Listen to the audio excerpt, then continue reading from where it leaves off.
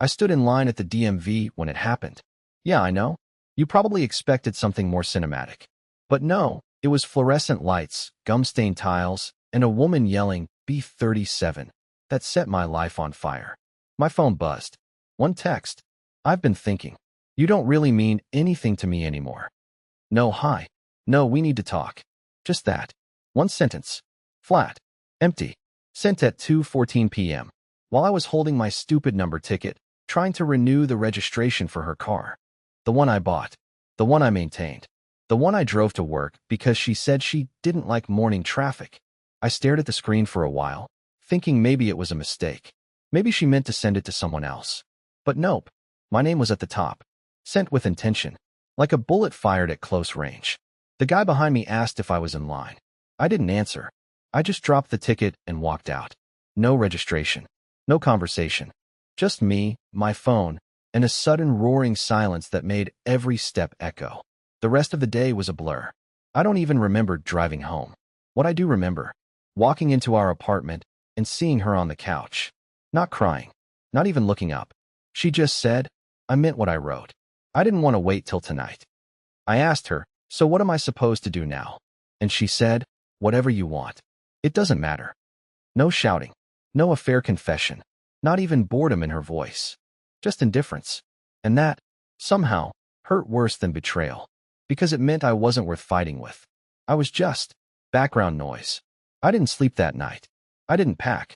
I didn't even eat. I just sat at the dining table until the sun came up, listening to her snore from the bedroom we used to share. And in that stillness, something cracked open in me. At 6:17 a.m., I stood up, grabbed my wallet and keys, and walked out the door. No note. No suitcase. No goodbye. And I swear to you, I've never looked back. But she did. Oh, she did. And when she came searching, I was already gone. She didn't even check if I'd left. When I walked out that morning, the apartment door clicked behind me like it was locking away a version of myself I couldn't stand anymore. Quiet, passive, invisible. I didn't take a single thing. No bag. No charger. Not even my sneakers. Just my old keys and the debit card I'd forgotten to remove from her account. I think some part of me wanted to disappear without warning, just to feel what she must have felt when she decided I didn't matter. I didn't have a plan. I didn't even have anywhere to go. I just drove. No GPS. No direction. The sun was barely up, the streets still yawning awake, and I was cruising through neighborhoods that didn't know my name, didn't ask me to stay. That felt safe. It wasn't until I was an hour outside the city that my phone started buzzing. 10 missed calls. All from her. No texts. Not one apology. Not one comeback. Just a long string of missed calls, like the silence I gave her suddenly started screaming. But I didn't answer. I parked the car in front of a random diner, went inside, and ordered pancakes I didn't even want. The waitress, older, kind eyes, probably someone's grandma, asked if I was okay. I said I'd just left my wife. She didn't flinch, just nodded and said, sometimes people don't know what they lost until the quiet hits. It was the first time that day someone saw me. Meanwhile, Mary Bell was spiraling. I could tell from the voicemails. The first few were sharp. Cold. Seriously? You're going to ghost me now? Real mature. But by the fifth one, her voice was different. Lower, breathless, like the silence had started to press down on her chest. By noon, she was texting. Where did you go? Can we talk? I didn't mean it like that. But the thing is, she did mean it. You don't drop a sentence like, you don't mean anything to me, by accident. That's the kind of phrase that simmers for months. Maybe years. It doesn't slip out. It leaks out from a heart that already left you long ago. I turned off my phone. I know, coward move, but I needed the noise to stop. Just for a bit. That night, I checked into a cheap motel with carpet that smelled like disappointment and a broken vending machine. I didn't care. I slept with the curtains open, the moon glaring down at me like it knew a secret I hadn't figured out yet. Back at the apartment, she was unraveling, but I wouldn't find that out until later. All I knew was that the woman who said I didn't mean anything had suddenly realized she was alone. But by the time she realized she wanted me back, I was already halfway to becoming someone she couldn't reach, and I wasn't done disappearing yet. I woke up in that rundown motel with a neck cramp, a headache, and a sick feeling that somehow she still owned the oxygen I was breathing, even from a distance. I rolled over to check my phone, half dreading what I'd see. 37 missed calls, 17 messages, and one name I hadn't seen in years. Savannah. Yeah, that's Savannah. Her former best friend. The one who stopped coming around 2 years ago after some vague falling out that Maribel never really explained. I always thought it was weird how fast they went from inseparable to strangers. I'd asked once, and she snapped, "Don't bring up people who aren't relevant anymore." Well, apparently Savannah had a different version of relevance, because her message said, "I heard what happened. I know you probably don't want to hear from me, but you need to know the truth." My stomach dropped. I stared at the message for a long time, then finally typed, "What truth?" She responded almost instantly. "She's been lying to you for a long time." And I kept quiet because I thought it wasn't my place. "But you deserve better than this. She's been seeing someone. Not just recently. Since before your last anniversary." The words burned. I asked her who. And when she typed his name, I actually laughed. Not because it was funny, but because it made everything click into place like the final puzzle piece of a picture I didn't want to see. Ben. The guy who installed our new kitchen cabinets last summer. The contractor who always stayed late to finish things she swore were urgent. The same guy who once asked me if I was comfortable being the calm one in the relationship. I didn't think much of it at the time. Now I wanted to throw a chair. Savannah said she walked in on them at his place once. That Maribel told her if she ever opened her mouth, she'd ruin her life. So Savannah cut contact. She couldn't stomach seeing me play happy husband while Maribel was living a second life behind my back. I wanted to scream, punch something, drive to Ben's house and tear him apart. But I didn't. Instead, I sat on the motel bed, staring at the ugly carpet, remembering all the little things I'd ignored. Those late-night client meetings, the weird defensiveness, the perfume she never wore for me. She didn't just say I meant nothing. She'd been showing me for months. That afternoon, I went quiet again. But this time, it wasn't just silence. It was planning. Because if she thought I'd just vanish quietly and let her rewrite the story of our life to make herself the victim, she didn't know me at all. By the time the sun dipped below the motel's rusted sign that night, my silence had hardened into something new. I wasn't numb anymore. I was awake. And the clarity hit me like a freight train. I'd been paying for her entire lifestyle, and she used every dollar I gave her to disrespect me. I didn't even feel like crying anymore. I felt like cleaning house. You see, the lease to our apartment? It's in my name. So is the bank account we shared. And guess whose car still hadn't been registered because I never finished the DMV paperwork? That's right, hers. The woman who told me I didn't mean anything to her was about to find out just how much I actually meant when the utilities stopped working, the locks changed, and the credit card suddenly declined. I went back to the city that night. Quietly. No announcement. I parked 2 blocks from the apartment, heart pounding like I was about to rob a bank. But I wasn't there to see her. I was there to take what was mine. I slipped into the building while someone else was coming out, and my old keys still worked. She hadn't changed the locks. Typical. She never thought I had a spine. Never thought I'd make a move. The apartment was dark. Silent. No TV. No music. Just this heavy stillness, like the walls themselves were holding their breath. I grabbed a duffel bag and packed only what I needed. My documents, my laptop, the watch my dad gave me before he died, and a few clothes. Everything else, I left behind, including the wedding photo on the bookshelf. I stared at it for a second. We looked so happy. But now, all I could see was how hard I was gripping her waist, and how loosely her hand sat on my shoulder, like she was already halfway out the frame. Before I left, I took one last look around, then opened my banking app. I transferred every cent from our joint account to a new one I'd opened earlier that day, after Savannah sent me the name of her cousin, an attorney. I closed the account, froze the credit cards, scheduled cancellation for the power and internet, left just enough time for her to enjoy one last evening of pretending nothing was wrong. Then I locked the door behind me and took the keys with me. At 6:03 the next morning, the text started again. Why is the internet out? Did you take money from the account? What the hell is going on? No, good morning. No, are you okay? Just panic. Beautiful, desperate panic. I didn't answer. I let her sit in it. By 8:45, the real storm hit. She showed up at my job. She was dressed like she hadn't slept. Hair a mess, no makeup, eyes swollen. She barged into the parking lot, screaming my name, demanding I talk to her. My coworkers stared like they were watching live theater. And me? I kept walking. Because if I was nothing to her, then she was finally about to find out what it feels like when nothing disappears. I didn't go back to the motel. That night, I stayed somewhere else. Somewhere she'd never think to look, because she never cared enough to ask. Savannah let me crash on her couch. Yeah, I know how that sounds. And no, before your mind goes there, nothing happened. Not then, not even close. I was still too broken to feel anything but wreckage. Savannah just gave me what I hadn't had in months, space to breathe, and a voice in my ear that didn't make me feel small. She met me at the door with a blanket and a hot drink. No judgment. Just silence. And weirdly, that silence didn't feel empty. It felt like a pause. Like the first deep breath after choking for hours. We sat in her tiny apartment, surrounded by dusty houseplants and chipped mugs, and I told her everything. What Maribel said. What she did. What I'd done in return. And when I was done, Savannah just shook her head and said, I told you she was cold. I told you before you married her. She had. I didn't listen. But now, the woman who once warned me had become my safe zone, and the woman I married was losing her mind trying to find me. The next morning, Savannah handed me her spare phone, her old one, and said, if she finds your number, she won't find this. Use it if you want, or throw it in the river. I didn't even ask why she still had it. I just thanked her. I didn't know it yet, but that phone would become the thing that ended everything. By noon, Maribel was emailing me.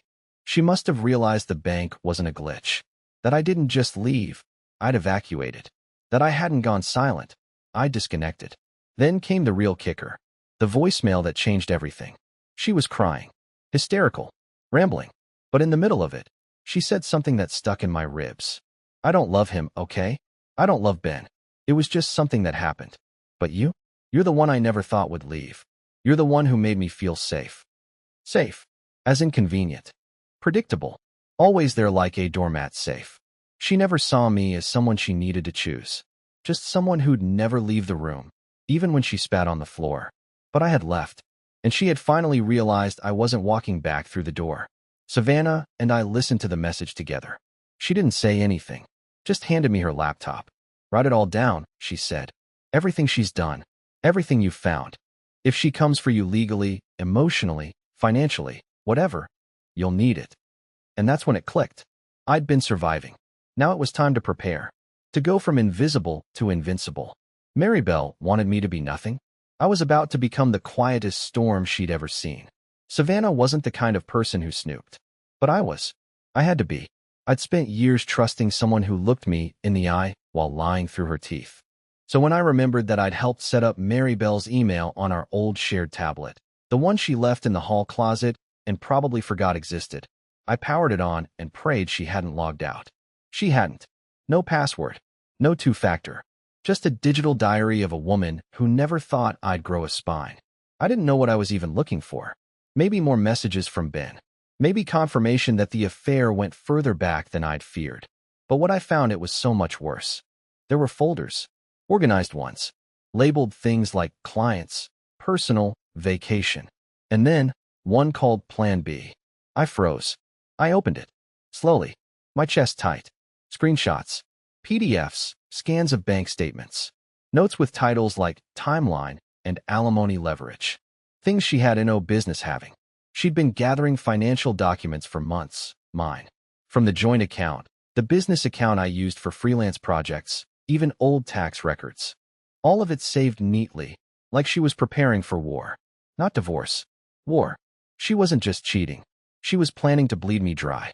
Like she knew she'd eventually walk away, but only after she made sure I couldn't. And then I found the emails to a law firm. They were dated 3 months before she told me I meant nothing. She'd been shopping for attorneys behind my back, asking about asset protection, mentioning how emotionally distant I'd been, laying the groundwork to paint herself as the victim. It wasn't an affair. It was an ambush. She was never going to leave me gently. She was going to gut me legally, take everything I worked for, and still walk away wearing the victim badge while I got branded the heartless husband. I felt sick. I wanted to throw the tablet through the wall. Instead, I took screenshots of everything, backed it all up. Savannah helped me upload it to a secure drive. I was shaking the whole time. Not because I was scared, but because for the first time, I could see it clearly. This wasn't love turned sour. It was premeditated ruin, and she almost pulled it off. Almost. But now I had everything. Evidence, motive, timeline, digital fingerprints. She thought she'd buried me in silence. But all she did was give me time to dig her blueprint up. And when I used it, it wasn't going to be loud or messy. It was going to be cold. I didn't scream. I didn't show up at her job. I didn't go full movie meltdown like some guy crashing his wife's affair party. That's not how I wanted this to end. She wanted to be the victim. She had the story written, the script rehearsed, the documents gathered. All she needed was for me to explode, to fall apart in public, to look unstable, to give her a reason to claim emotional abuse, financial manipulation, all those ugly legal buzzwords she sprinkled into her lawyer emails. So I stayed quiet. Until I didn't. See, Mary Bell works for a consulting firm that prides itself on discretion and ethics. One of those places where image is everything and scandal is a death sentence. And in the pile of emails I found, there were more than a few that crossed the line. She'd forwarded client documents to her personal email. She'd discussed deals in casual threads with friends. She even name-dropped one of her clients in a text with Ben, laughing about how he thinks I'm helping him win a settlement when I'm actually feeding it to the other guy. It was sickening and very, very illegal. I called the firm. Didn't leave my name. Just said I was a concerned party with reason to believe one of their employees was violating confidentiality protocols and breaching client data.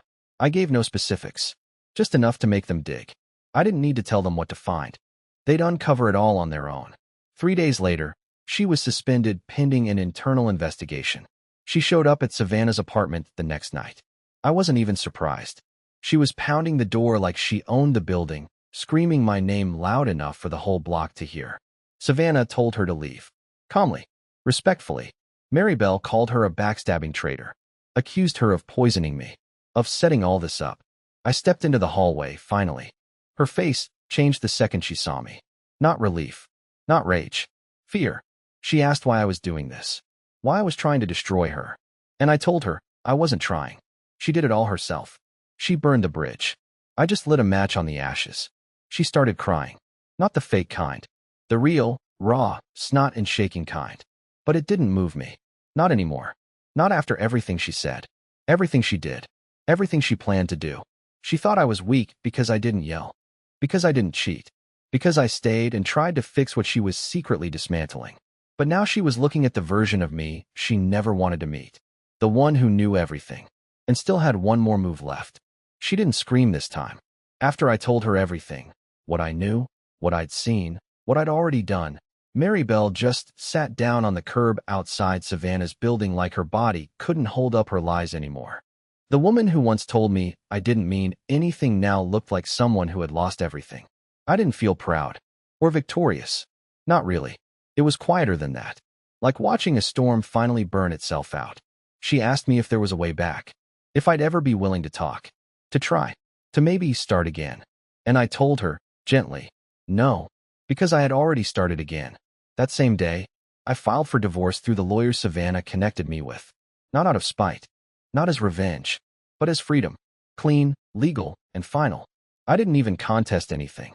I just walked away from the assets, the furniture, the accounts, everything. Because I realized something no one had ever taught me. I wasn't built to win wars. I was built to walk away from them. 2 weeks later, I moved out of state. Quietly. No goodbye party. No dramatic announcement. Just a small rental house with peeling paint and creaky floors, and peace. Real, actual, silence for the right reasons peace. And Savannah? We stayed in touch. Slowly. Carefully. Respectfully. I didn't run into her arms, and she didn't try to fix me. But she called sometimes. Checked in. Made sure I was eating. Smiled in a way that made me believe maybe, not all endings are bitter. A few months later, I got a job doing freelance design again. I work from a laptop near a window that looks out onto trees instead of apartment walls. I make less money, but I wake up without knots in my stomach. I drink coffee that tastes like mine. Mary Bell still tries to reach out sometimes. Short messages, a photo, a memory, an apology. But I don't reply. Not out of hate. Out of healing. Because sometimes the most powerful thing you can say to the person who broke you is nothing. And sometimes, the most beautiful chapter of your life begins when you finally realize you were never the one who was small. You were just standing next to someone who made themselves feel big by shrinking you. This was my story. Thanks for listening. And if you're watching this and you've ever felt like someone made you invisible, you're not. Trust me, you're just getting started.